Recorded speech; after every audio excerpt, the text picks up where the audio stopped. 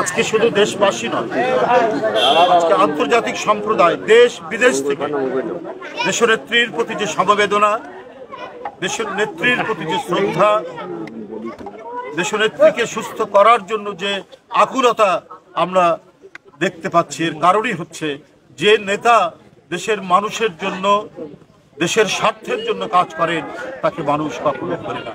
কত চেষ্টা করা হয়েছে, পৃথিবী থেকে তাকে সরানোর চেষ্টা করা হয়েছে, মিথ্যা মামলায় সাজা দিয়ে কারাগারের মধ্যে তাকে ফেলে রেখে এমন একটি কারাগার পরিত্যক্ত ঘোষণা হয়েছিল যে কারাগারে আর কোনো সাধারণ বন্দীরা থাকে না, তাদেরকে অন্যত্র সরিয়ে নেওয়া হয়েছে। সেই পরিত্যক্ত কারাগারে 3 বারের প্রধানমন্ত্রী দেশনেত্রী বেগম খালেদা জিয়াকে রাখা হয়েছে। এর আগেই তিনি অসুস্থ ছিলেন, তার অস্ত্রোপচার হয়েছিল চোখে, অথচ যে রুমে রাখা হয়েছিল সেই রুমের চারিদিকের চুন, বালি, সিমেন্ট সমস্ত ধুলা উড়ে উড়ে তার চোখে পড়ত। অর্থাৎ তাকে নানাভাবে নিপীড়ন করে, নির্যাতন করে, মানসিকভাবে চাপ সৃষ্টি করে তাকে চেষ্টা করা হয়েছিল যে তিনি যেন আত্মসমর্পণ করেন।